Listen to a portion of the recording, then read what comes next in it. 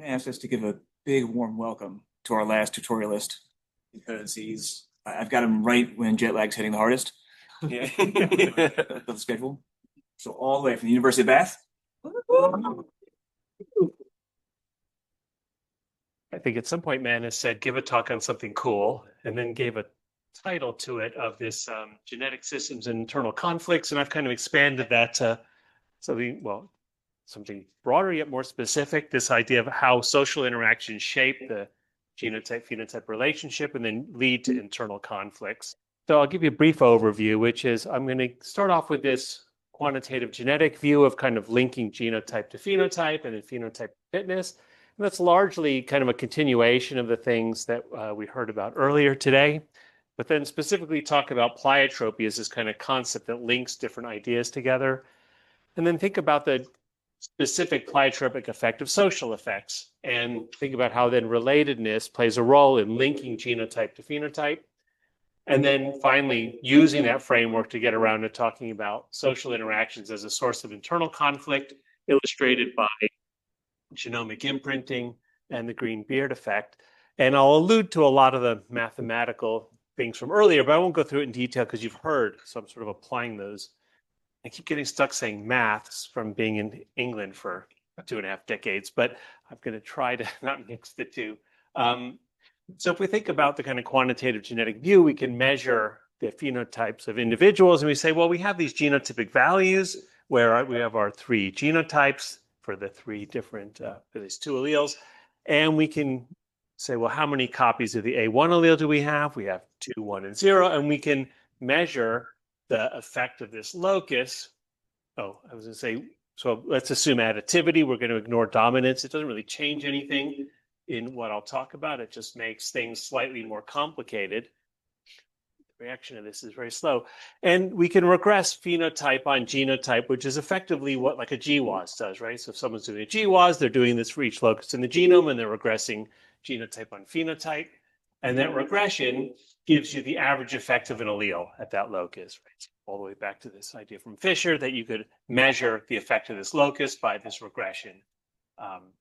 Say it's sort of assuming Hardy-Weinberg proportions here. So this is, the continuation of what we saw.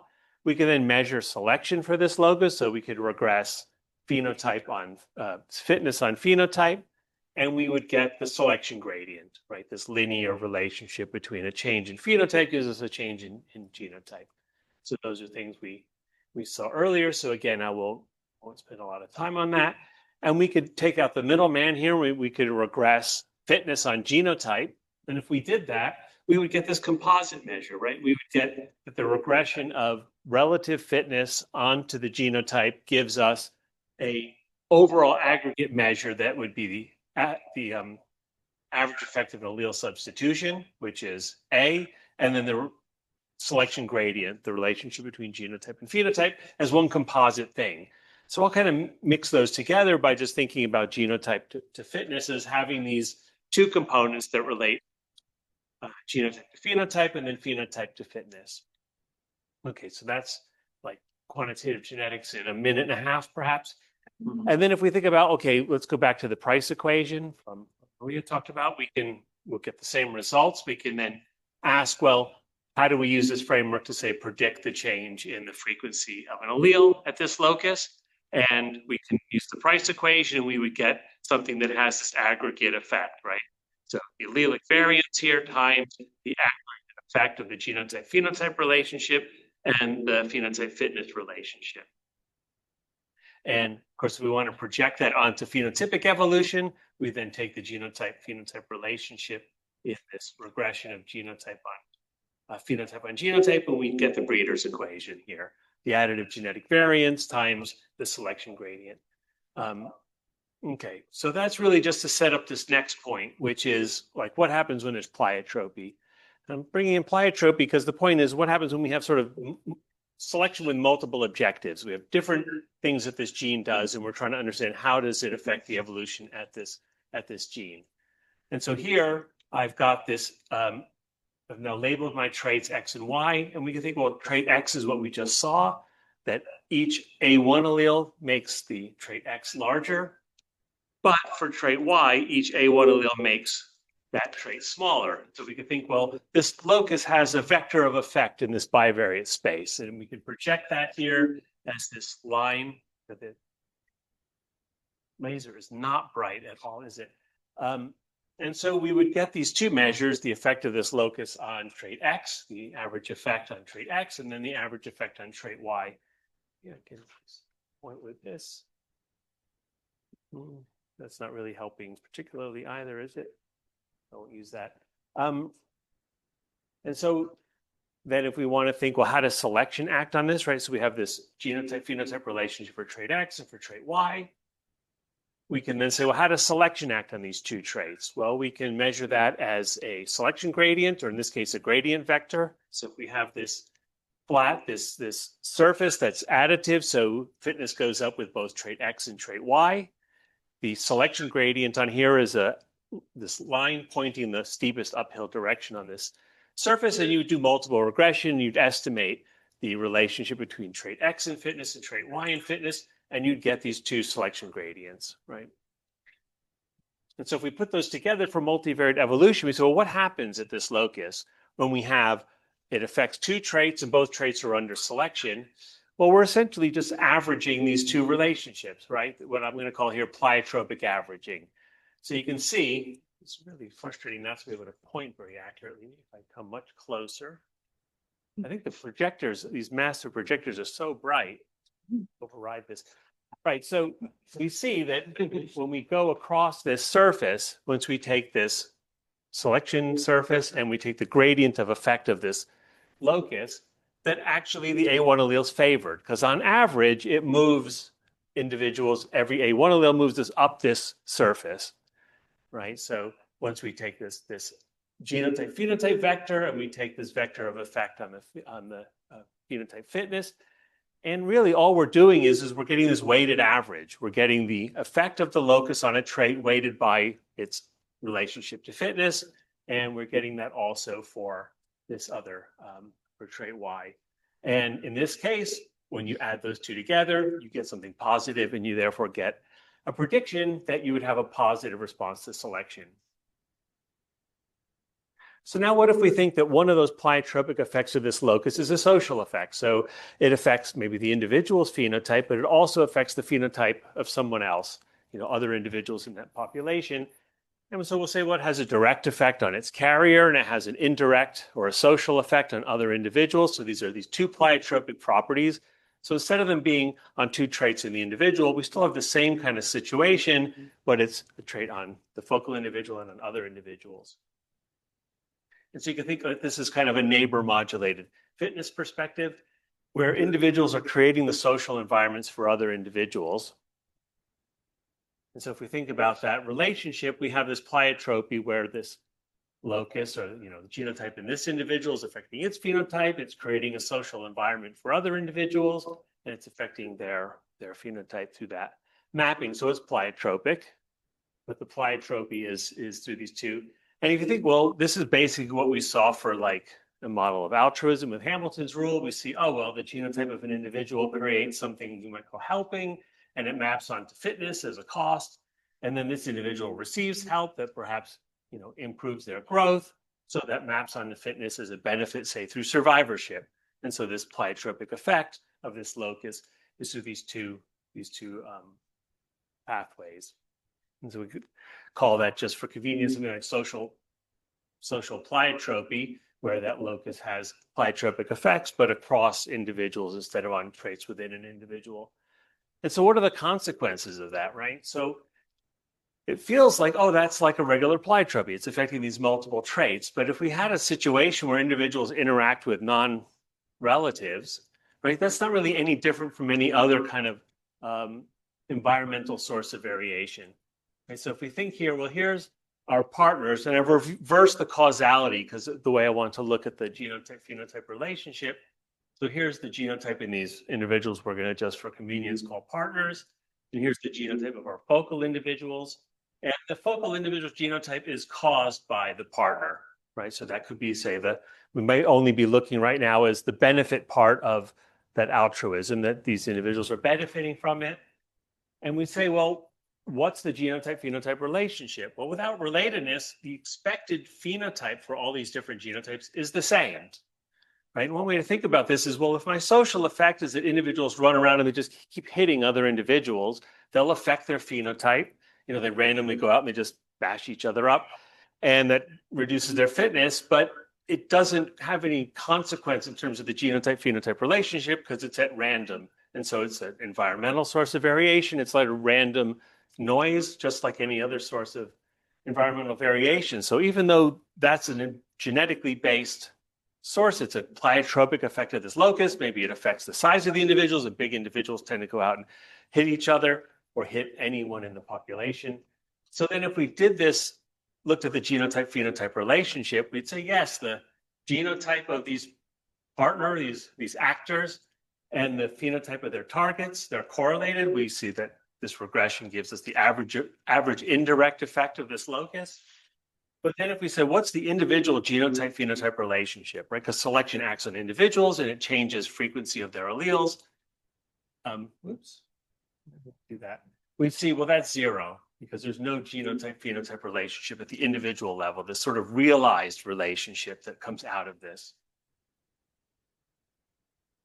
So where does that come in? Well, we need some sorts of genotype environment covariation. The individual's genotype has to be correlated to the environment they experience. Otherwise, it doesn't end up as a realized relationship between genotype and phenotype.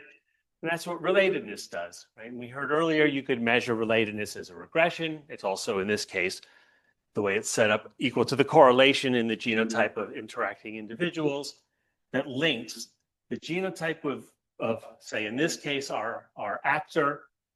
I don't know why it keeps doing that. And the phenotype of their target or the fitness of their target, right? So we get this link between genotype and social phenotype. And so if we look at that example, right? So here we have the same case, but we have this with non-zero relatedness. Our focal individuals are experiencing non-random social environments. Like the A1A1 individuals will be more often experiencing A1A1 social environments than they will A2A2 if they're related to the social environment because they're relatives. And so then the average effect of the average effect as the indirect effect, that is the regression of the partner's genotype on the focal individual's phenotype, is this indirect or social effect.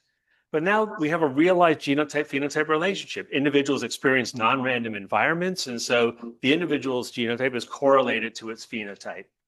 And that relationship is the coefficient of relatedness times this social effect.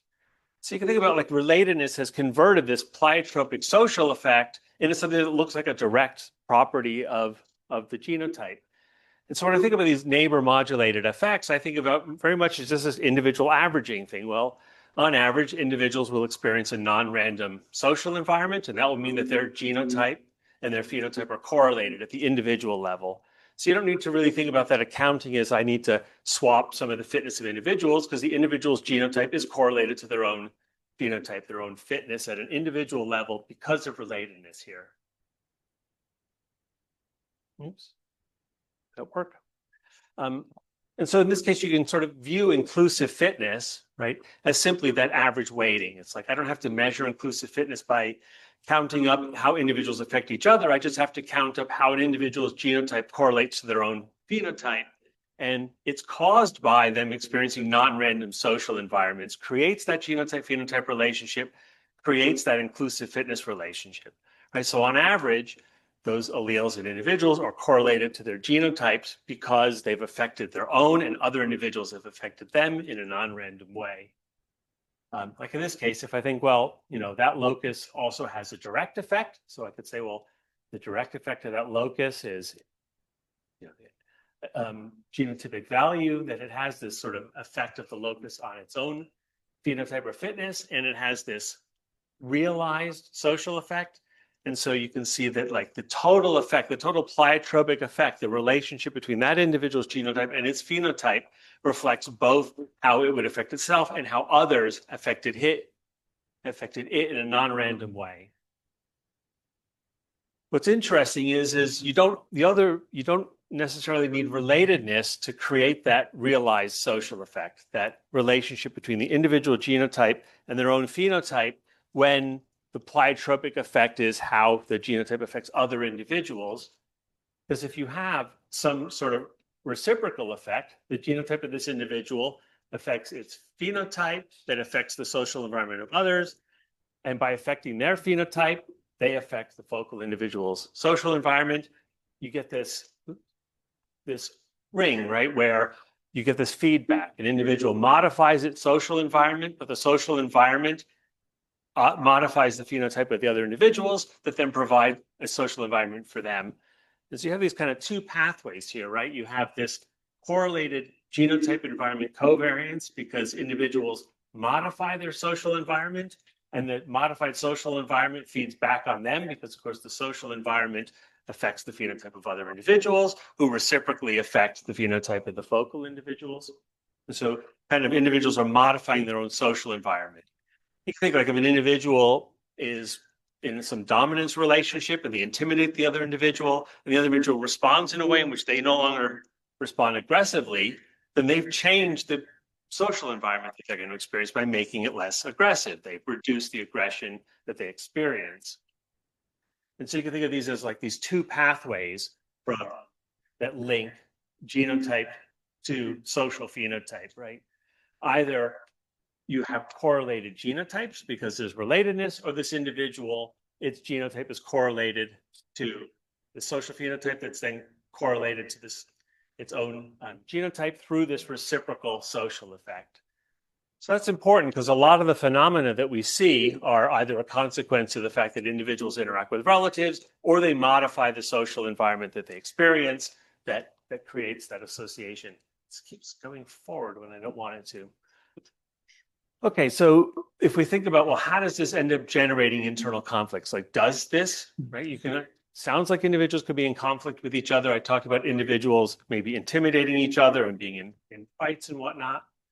But all of these different pathways are kind of these weightings on this pleiotropic averaging, right? So a genotype affects the phenotype of the individual, that might affect the social behavior of other individuals, that might come back and feed back on them, and they might be related to those individuals, so they're experiencing non-random social environments. And so all of those things together average over all those different pathways, determine the average overall effect that that allele has on the fitness of that individual. And some of those can be antagonistic, but does that mean there's any conflict here? I'm going to say, well, no, because in these simple cases, what it means is that the averaging means that alleles are either favored or disfavored. It also means that the rest of the genome, in theory, should agree. And when you think about what would a signature of conflict be? It would be that different regions of the genome disagree over whether modifying those effects would be beneficial. And here, the whole genome would agree that modifying it so that you get rid of the negative pleiotropic effects would be a good thing, right? So in our case where we just had a locus that affected two different traits, like down here, well, removing the effect of that locus on trait Y is good. Like the whole genome would say, that's good because it means now that we no longer are reducing fitness by reducing the value of trait Y, but it then releases the fact that trait X actually has a positive effect and it increases the average fitness of individuals because you've removed the antagonistic pleiotropy. So pleiotropy modifiers are favored, but for the social effect, you get the same thing. If individuals could have the altruistic benefit to other individuals, but reduce the pleiotropic cost that's also good. So the whole genome kind of agrees that through all these different pathways where you have this pleiotropic averaging, that removing the pleiotropic cost would be a good thing internally.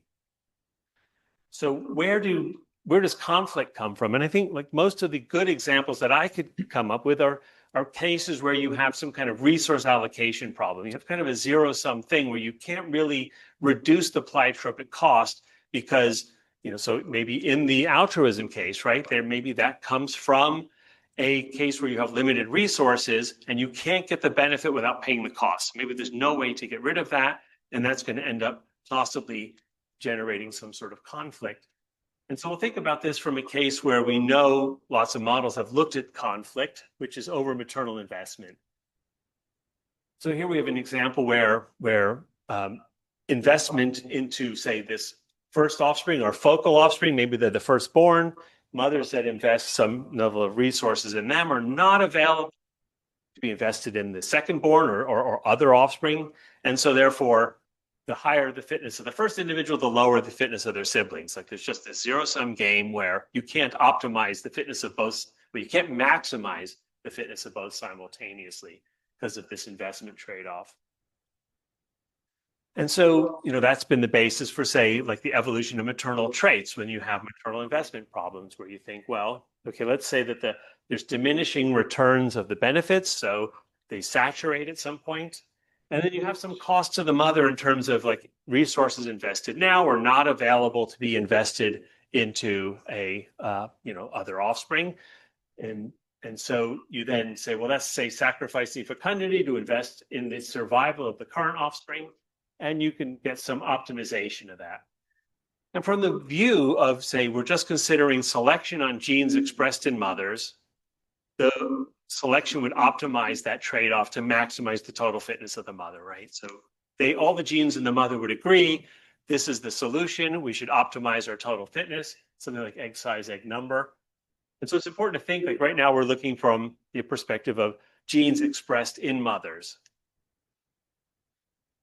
If we look at that from the perspective of genes expressed in mothers versus genes expressed in offspring, they might not agree on this, right? Because the offspring, like there's different ways to explain this. The easiest way is probably to think that the offspring cares less about the mother's future offspring than it cares about itself, because it's related to itself by a factor of 1, and it's related to its other siblings by something much less than that, potentially 0 if it's unrelated to, well, not 0, it's still related to its mother, but it's differential in terms of its relatedness is lower.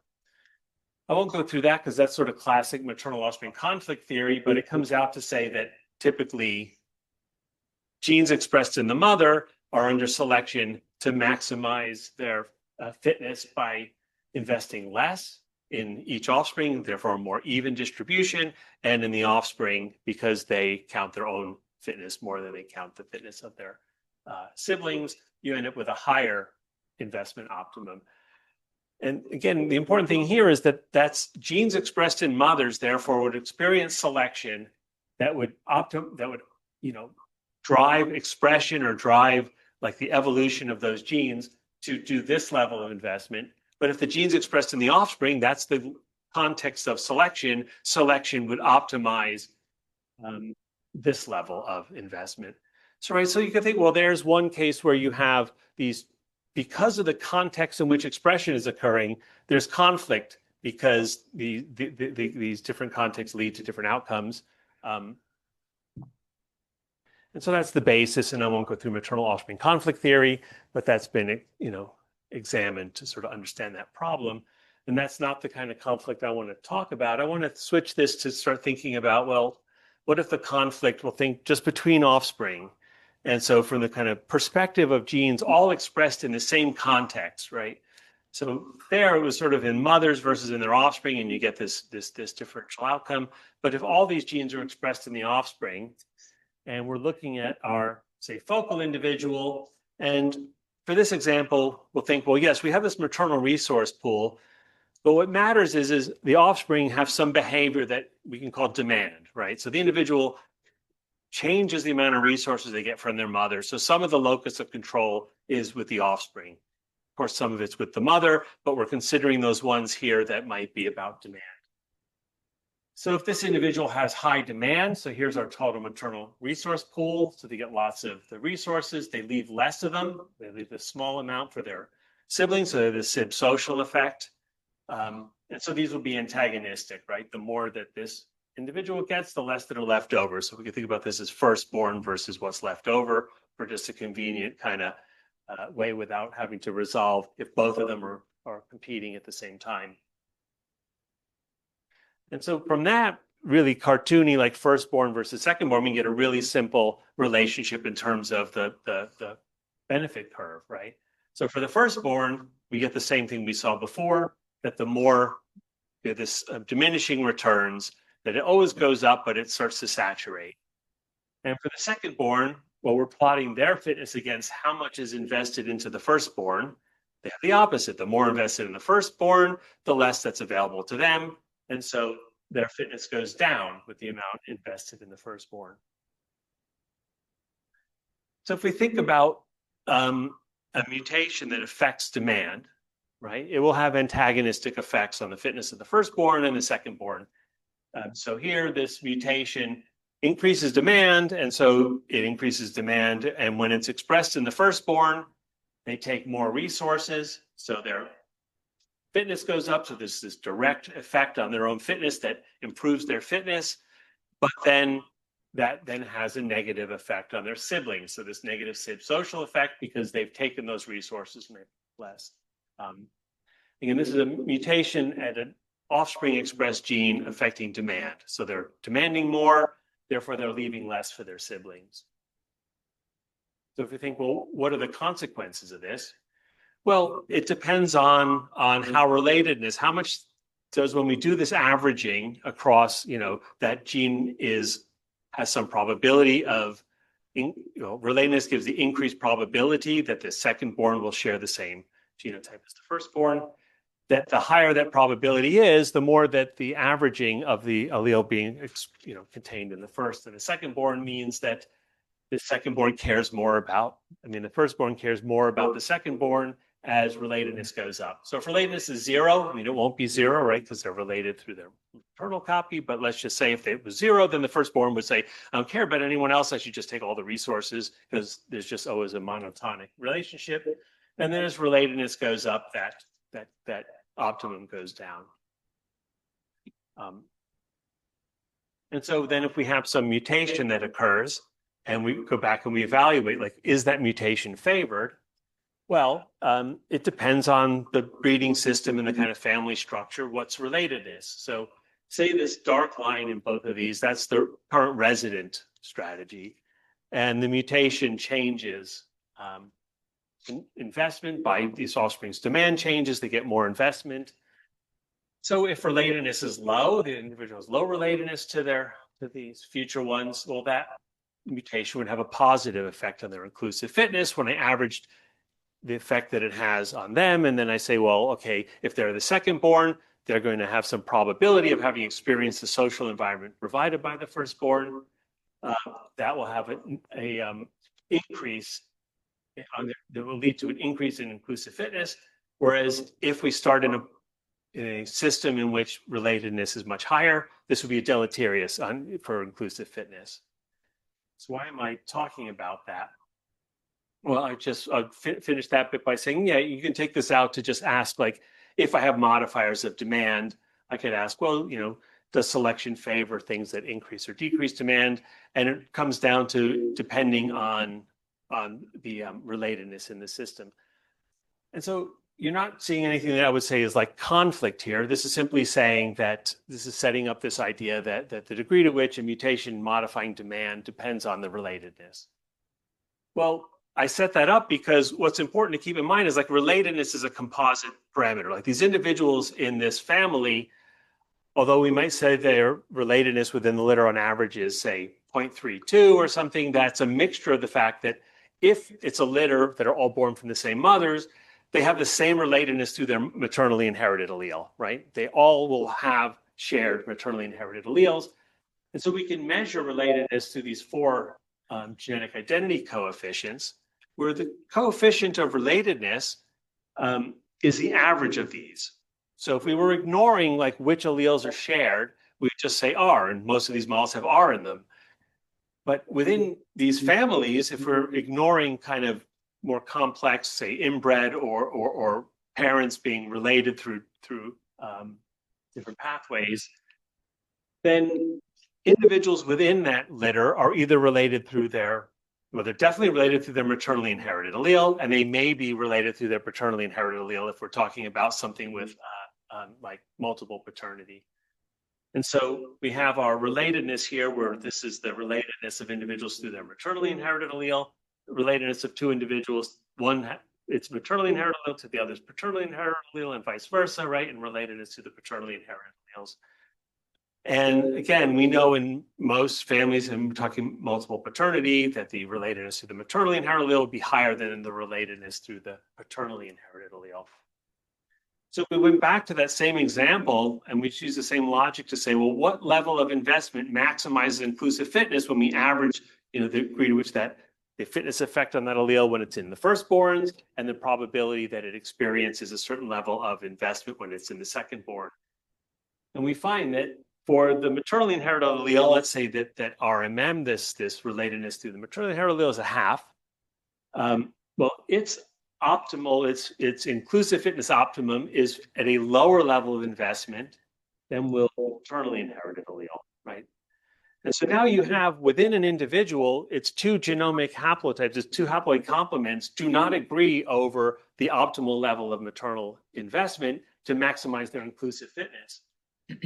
Now, if selection is just acting on offspring and expressed genes, like it can't see that difference, right? If you just have regulators of expression, so it should evolve based on the total by the coefficient of relatedness, which would be 0.35. But what happens, so let's say we have this possibility that maybe a dosage change at this locus would alter. So instead of thinking about mutations, we're going to think about a dosage effect. And that the higher the expression of this gene, I should say, the lower the expression of this gene, the more maternal investment or the higher demand they place, right? And so let's think about, well, here's the current resident expression level, and it's the same as, say, the biallelic level. And we were to silence one copy of this gene.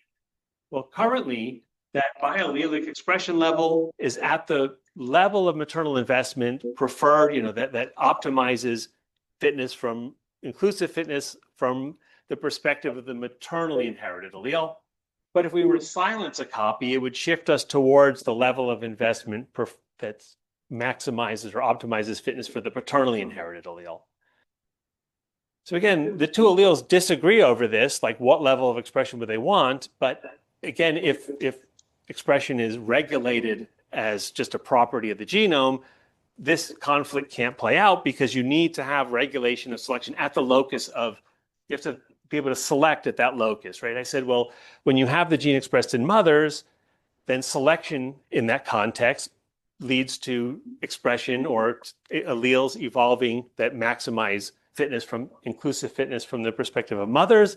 If the gene is expressed in offspring, it evolves to the level of demand and investment that optimizes offspring. Here you have these two different copies within the individual that kind of are, in a sense, preferring different levels of expression. But again, if you can't regulate it at that level, you can't see this conflict, because they should be in conflict here, play out. But, if you had this ability to control the level of expression in a parent of origin dependent way, in essence, it's like if the copy could control its own expression, then the context in which selection is happening is the expression of that haplotype. So the maternally expressed haplotype, maternally inherited haplotype, if it could control its expression, selection could modify that. And the paternally inherited one, if it could control its expression, selection could modify that. Well, with genomically imprinted genes, you have an epigenetic mechanism with which you can potentially, say, through methylation, change the expression level. And the canonical one we could talk about here is that, say, methylation silences that copy from that parent. And so you'd end up with a gene that's, say, silenced from the maternal copy would be a maternally expressed gene, and genes silenced from the paternal copy would be the opposite, right? And so I thought David would be here and he would be able to talk us more about this. So I wanted to mention some of his work, but a lot of the ideas are from David Haig's work. And I'll mention some of the other people that are here. So in that context, if we have this ability for a gene to essentially regulate expression in a parent of origin dependent manner. So if we had a modifier that could modify the expression of the paternally inherited copy, and we had this case where silencing a copy increased demand for resources, increased maternal investment, and shifted it towards the inclusive fitness optimum for the paternally inherited copy, then that modifier would be favored. In fact, it would be favored to completely silence this gene. And whereas from the maternal copy, if you had a mutation, you had silencers that could do some level, modifiers that could do some level of silencing, they would be disfavored no matter what level, because from the maternal allele of the maternal copy's perspective, we're already at the expression optimum, right? And so in theory, the outcome here, if these modifiers were available, would be a gene that would be silenced from the paternal copy. It would become a maternally expressed gene. What's interesting about that, right? So we have conflict in that we have like the two haplotypes modifiers experiencing opposite selection, which is a good signature for there being conflict at this locus, is that if we had that evolutionary event happen and expressions now evolved to this new level of demand, it means now from the maternal side, they're away, they're displaced from the level of investment that optimizes their inclusive fitness. So now selection would act on any of these factors that could shift through this kind of imprinted mechanism back towards the maternal copy's optimum. And so you get this persistent back and forth where you have this kind of ongoing tug of war, as David Higgs called it. And, so you could think about this kind of paper like the genomic imprinting at two antagonistic loci that kind of shows very clearly this idea that this becomes persistent, right? So this is unresolvable conflict because, again, it's a zero-sum game.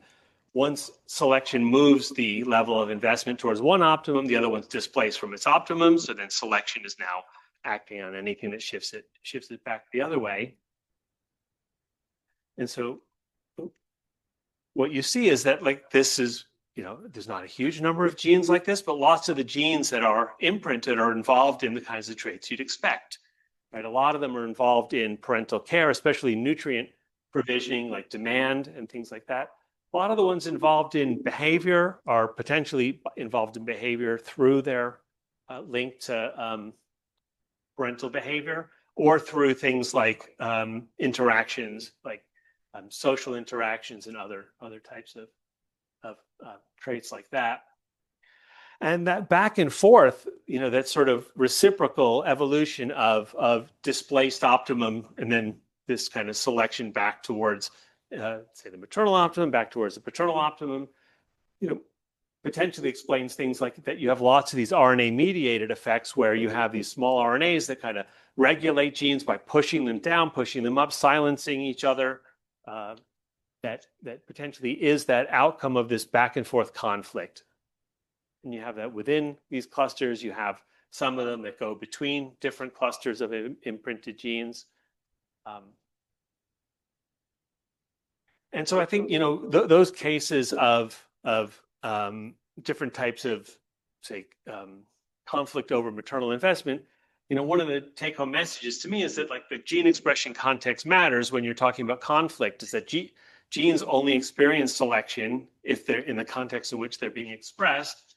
And so, you can think about, well, different inclusive fitness optima occur in the genes expressed in mothers, the genes expressed in all offspring, genes expressed in a parent of origin dependent manner experience different selection, because if it's parent of origin dependent, then the two copies can experience differential selection. And so I think that, then you end up also those genes that have different expression profiles, in theory, you might consider as being in conflict with each other, because the ones expressed in mothers and the ones expressed in offspring are pushing maternal investment in different directions. So the last thing I'm going to talk about is kind of taking that same set of ideas and thinking about it in the context of green beard genes. And there's some crossover between the two, I should say. So I put another one of David's papers here, this gestational drive in the green beard placenta, that like links together these ideas very directly in terms of how green beards might be playing a role in that parent-offspring conflict. So if we think about, R in all of the models we've seen thus far, right, that R is generally representing like genealogical sort of pedigree, co-ancestral relationship between individuals. So individuals share alleles more often than you'd expect by random chance because they're identical by descent. And you could think, well, when altruism is favored by that mechanism, you could think about that as kind of naive. or impartial altruism, because it's only beneficial because on average, the benefits are going to copies of itself. But that means that lots of that benefits are not going to copies of itself. In fact, the rest of it's kind of what you may think was like wasted altruism. And so Hamilton recognized this, said, well, that genes with access to information about the genetic composition of other individuals could do much better than this by essentially avoiding wasted altruism. Right. So even in the context where you have siblings, like you may think, well, okay, they are all related to each other. They should all care about each other. But from any one locus's point of view, it should care about some siblings more than others if it knew which ones shared copies of the same allele. And so then, this idea of calling this a green beard gene comes out, as most of you, so all of you know from the Dawkins green beard thought experiment that is just a way of explaining Hamilton's idea. I mean, I think Dawkins gets too much credit for that, since I think he was very much explaining an idea that was clear from Hamilton. And so I'll just think about that by just using essentially the same model as parent-offspring. This conflict is this conflict over maternal investment, but investment as a problem applied to the green beard interaction. So let's think about something where individuals have, again, some finite resource pool, and this individual can decide, well, I'm going to give some of my resources, I'm going to invest some of my resources in this other individual. And so they've taken this portion of their resources and they've invested that in some altruistic act. So you call it the sort of cost of altruism is some proportion of their resources that it took to do that, to generate those benefits. And then this individual, if they're also an altruist, it'll return benefits of altruism. That'll mean that this individual's kind of resources become more valuable, right? This sort of, I have these resources, I sacrifice some, but now this other individual helped me, so I'm sort of better off by. And so I think about, this is essentially how optimization problems work with resources is the ones that are sacrificed reduce the size of my pool, but the ones I get back have to make up for that by increasing the value of those, right? So it might be that I've decreased the number of offspring I can have, but this other individual is watching for predators, so it increases the survivorship of my offspring. And so I end up with more total offspring because that's going to be a net benefit.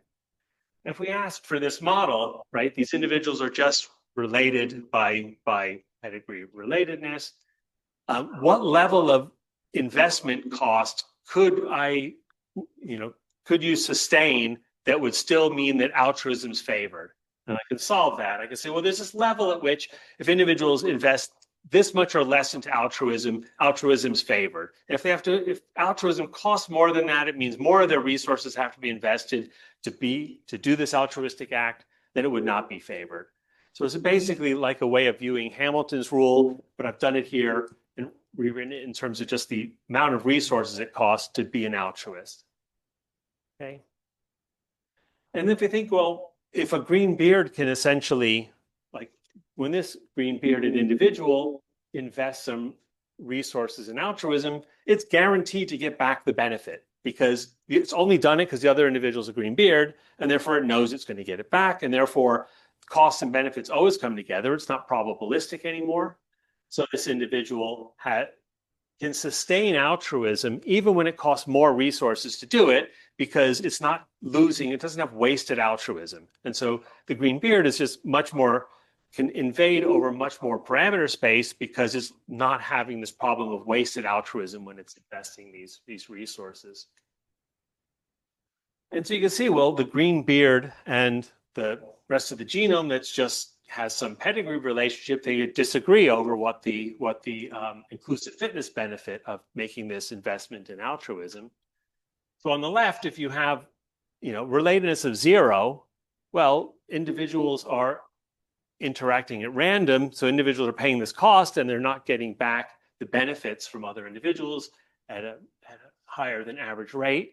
And so the impartial altruist's relative fitness is its inclusive fitness by doing no investment, whereas the green beard is favored by making this by doing this altruistic act over a much broader range of resource investment costs, right? So here, if this is what it costs in terms of resources to be an altruist, the green beard would be an altruist and be favored, but the impartial altruist would not.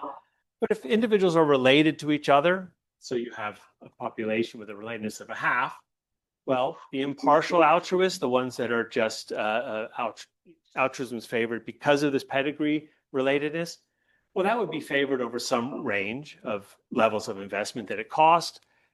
And the green beard would be favored over broader. And you'd have this zone here in which relatedness is too low to favor altruism if it had that high a investment cost. And so you end up with this intragenomic conflict, right?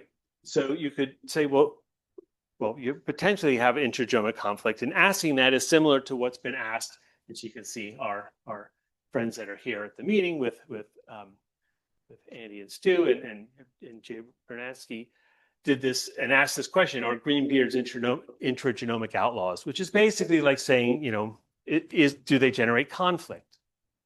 And the answer that they came up with, and I'll talk about why briefly, is well, it depends.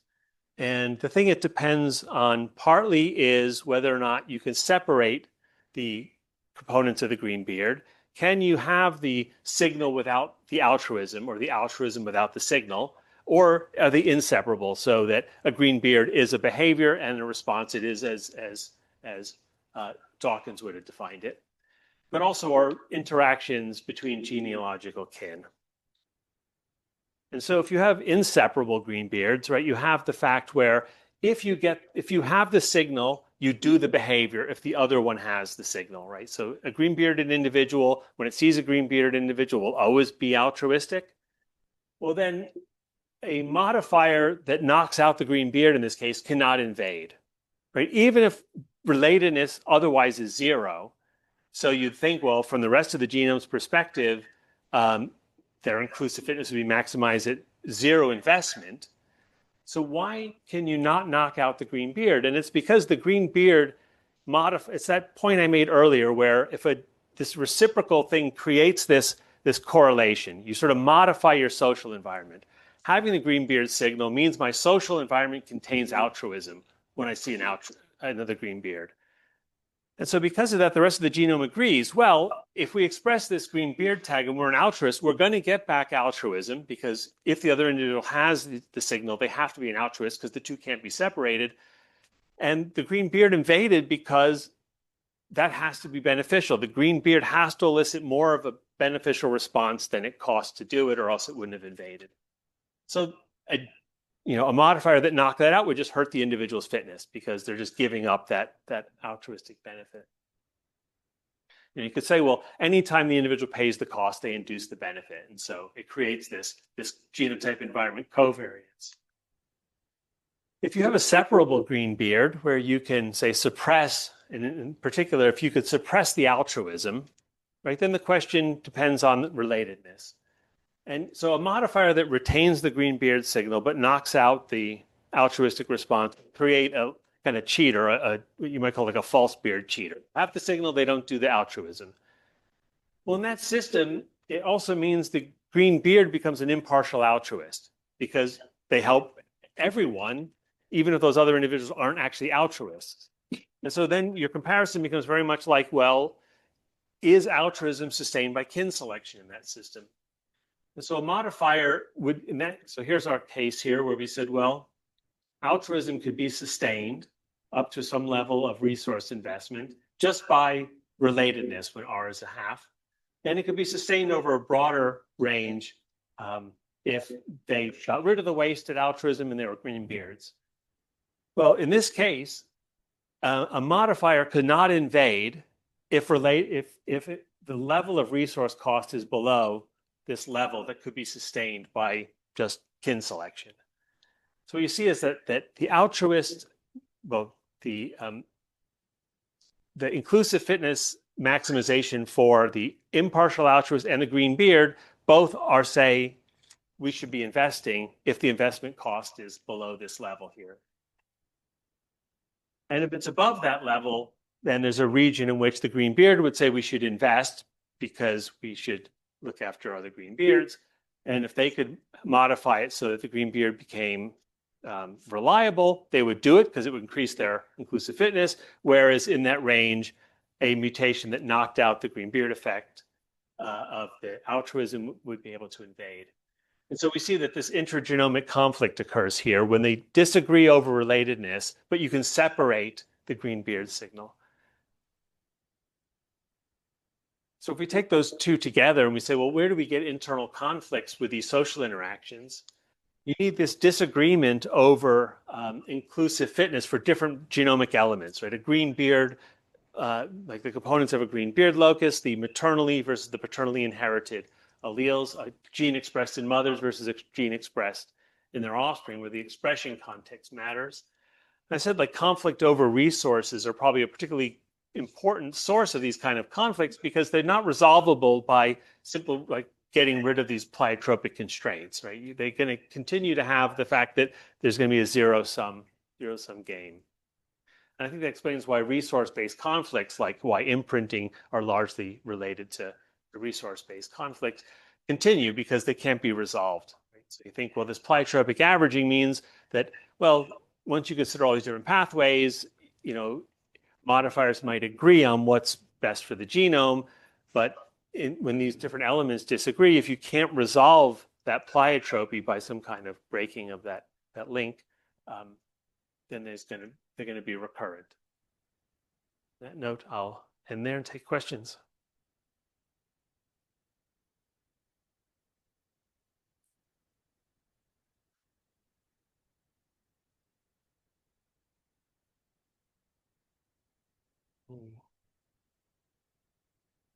I've got a question. I'll use this. It feels strange to address you like this with a microphone. So it's also kind of like a talk show host question. I'm listening to you talk, and I'm thinking about would I want to use a quantitative genetic model, which is the tradition you come from. Would I want to use an inclusive fitness model? I see so much similarities. Like they both have indirect effects. They have correlations, covariances, and I feel like undoubtedly they would converge. But is there a benefit to a quantitative genetic model as opposed to an inclusive fitness model? If I wanted to do multiple traits at once, I feel like quantitative genetics is built for that.